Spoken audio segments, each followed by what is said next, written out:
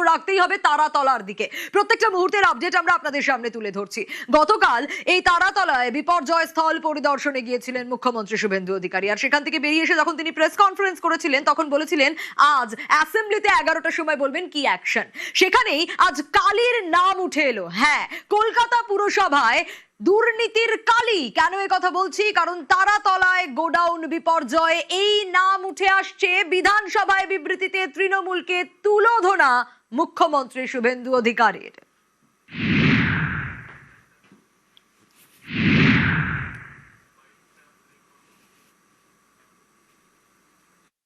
আমরা কালীকে তুললে সব বেরিয়ে যাবে। কলকাতা কর্পোরেশনে কালী না বললে কোনো প্ল্যান হয় না। আর কালী অ্যাপয়েন্টেড বাই ক্যামাস্ট্রিট, সবাই জানে। আর এই কালী বাইপাসের পাশে আপনাদের তৃণমূল ভবন বানাচ্ছে 200 কোটি টাকা দিয়ে, আর এখান থেকে টাকাটা তুলে ওখানে পাঠায়। আমরা সব জানি, সব বের করেছি, আমরা এফআইআর হয়েছে, আরো ব্যবস্থা নিচ্ছি। মানে কলকাতা পুরসভার শাহজাহান এই কালী, তা বলার অপেক্ষা রাখে না। কিন্তু আসলে কে এই কালী, আরো ডিটেল একটু জানার চেষ্টা করি। আবির রয়েছে আমার সঙ্গে, আবিরের কাছ থেকেই জানবো। আবির, আজ শুভেন্দু অধিকারী অ্যাসেম্বলিতে যখন বলছিলেন তখন এই কালী, তার বিবৃতিতে বিধানসভায় এই কালীর নাম বারবার উঠে এসছে, তাকে ঘিরে একাধিক অভিযোগও উঠে এসছে। এই কালী আসলে কে আবির?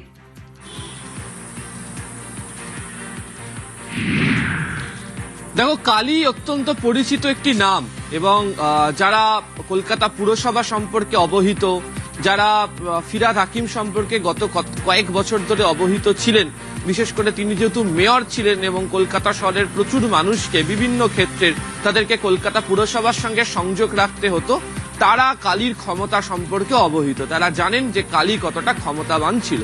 আমি কিছুক্ষণ আগেও কথা বলতে গিয়ে বলছিলাম যে চেতলাতে বাড়ি ফিরহাদ হাকিমের, কলকাতা পুরসভার প্রাক্তন মেয়র, প্রাক্তন পুর নগরায়ণ দপ্তরের মন্ত্রী, বর্তমানেও বন্দরের তিনি বিধায়ক। তো সেই চেতলাতে কালী পুজো তো বিখ্যাত।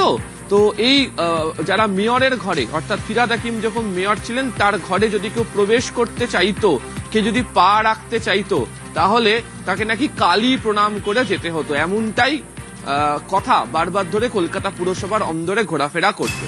এমনকি রাজ্য বিধানসভার মধ্যেও যখন ফিরহাদ হাকিমের ঘরে কেউ যেতেন, তখনও ফিরহাদ হাকিমের সামনেও প্রকাশ্যে অনেকে এই কালীর ক্ষমতার কথা তুলনা করেছেন, এবং তারা বলতেন যে কালী প্রণাম না করলে নাকি ফিরহাদ হাকিমের ঘরে ঢুকতে পারা যায় না।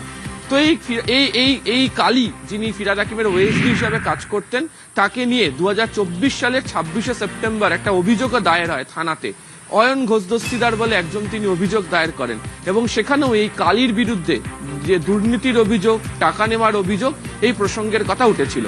এই রাজ্য বিধানসভার মধ্যেই ঠিক তার পরের দিন 27শে সেপ্টেম্বর 2024 ফিরহাদ হাকিম তিনি বলেছিলেন যদি সত্যি কোনো অভিযোগ থেকে থাকে তাহলে তাকে বললেই হতো থানাতে যাওয়ার আগে, এবং তিনি কালীর বিরুদ্ধে যে এ ধরনের অভিযোগ থাকতে পারে, কালী যে এই ধরনের কাজ করতে পারে, তিনি সেটা মনে করেন না। তো আজকে মুখ্যমন্ত্রী শুভেন্দু অধিকারী তারাতলার ঘটনা নিয়ে তিনি যখন হাউসের মধ্যে তিনি যখন বিবৃতি দিচ্ছিলেন, সেই বিবৃতির মধ্যেও এই কালীর নাম এসছে, এবং কালীর ভূমিকা যে তদন্তকারীদের নজরের মধ্যে রয়েছে। তার কারণ আজকে শুভেন্দু অধিকারী তিনি যখন কাগজ দেখিয়েছেন, তিনি বলছেন যে ডিফল্টি নকশা একটি ছিল, গাফিলতি ছিল সেই নকশাতে, এবং যে বিল্ডিং প্ল্যান সংক্রান্ত বিষয়, সেখানে তার বক্তব্য যে তৎকালীন মেয়রের স্বাক্ষর রয়েছে, সই রয়েছে, এবং তার সঙ্গেই যে কালীর সংযোগের বিষয়। তার কারণ তিনি আজকে এটাও উল্লেখ করেছেন যে city of Kolkata, joy of কলকাতাকে কার্যত মৃত্যুকূপে পরিণত করা হয়েছিল বিভিন্ন ক্ষেত্রে টাকা নিয়ে, যেভাবে বিল্ডিং গজিয়ে তোলা হতো। এবং তুমি জানো বাঘাযতীন গার্ডেন রিচের ঘটনা আমরা প্রত্যেকেই জানি।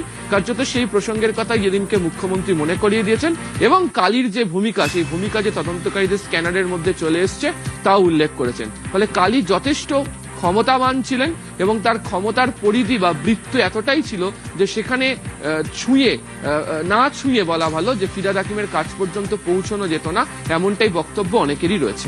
বেশ আবির, অবশ্যই নজর থাকবে ফিরহাদ হাকিমের পিএ কালীচরণ বন্দ্যোপাধ্যায়। কেএমসিতে শেষ কথা ক্যামাক স্ট্রিটের কালী ছাড়া পুরসভায় প্ল্যান পাস নয়। অনেকগুলো অভিযোগ উঠে আসছে এই কালী সম্পর্কে এবং আজ কার্যত বিস্ফোরক মুখ্যমন্ত্রী শুভেন্দু অধিকারী। অপর প্রতিনিধি বিশ্বজিৎ আমার সঙ্গে রয়েছে। বিশ্বজিৎ, জার্নালিস্ট হিসেবে দীর্ঘদিন তুমি পুরসভা বিট করো এবং তোমার আনাগোনা রয়েছে পুরসভায়, সেক্ষেত্রে তুমি দীর্ঘদিন দেখেছো তার মানে এই কালীকে, কতটা দাপট ছিল, তার কি কি করতো সে?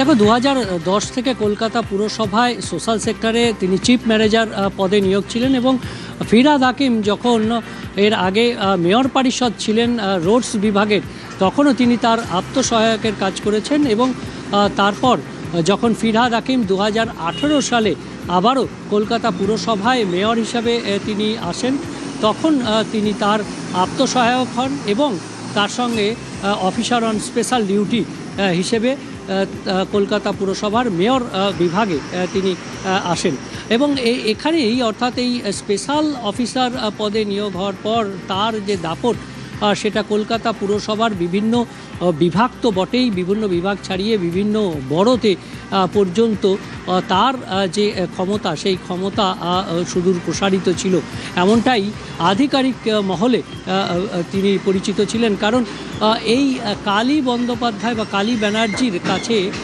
অনুমতি না নিয়ে কোনো প্রকল্প যেমন হতো না, ঠিক তেমনি কোনো প্রকল্পের ফাইল পাস হওয়া সেটাও ছিল দুরূহ কাজ।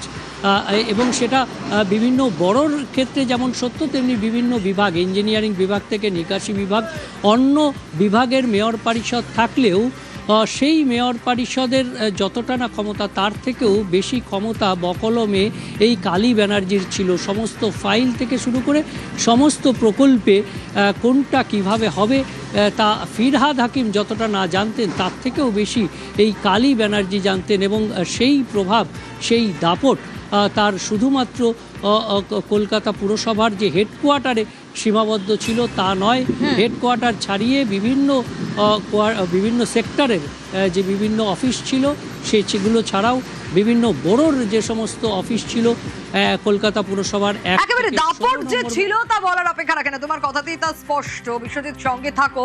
আজ মুখ্যমন্ত্রী শুভেন্দু অধিকারী শুধু এই কালীকে নিশানা করেছেন তা নয়, তার নিশানায় প্রাক্তন মেয়রও। গার্ডেন রিচ বিপর্যয় থেকে শিক্ষা নেয়নি তৃণমূল সরকার।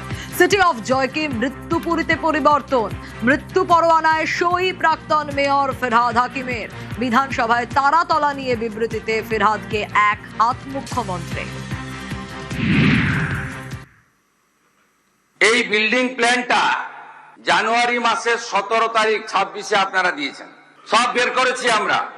এই আপনাদের পাপের ফল, সব জায়গায় টাকা নিতে নিতে এই সিটি অফ জয়কে এবং বৃহত্তর কলকাতাকে মৃত্যুপুরীতে আপনারা পরিণত করেছেন। একাধিক ইনসিডেন্ট গার্ডেন রিচ থেকে শুরু করে শিক্ষা নেননি, সংশোধন করেননি। আমরা এটা নিয়ে রাজনীতি করব না, কিন্তু কি করেছেন আপনারা? একটাকেও তো ছাড়ার কোনো সিন নেই। আপনার প্রাক্তন মেয়রের সই আছে এতে। এইটা দেখুন, মাননীয় ফিরহাদ হাকিমের সই। দেখুন আপনারা কিভাবে স্ট্রাকচারে ডিফেক্ট থাকা অবস্থায় ফল্টি প্ল্যান অ্যাপ্রুভ করেছেন। এরকম কত কাণ্ড করে রেখেছেন তার ঠিক নেই।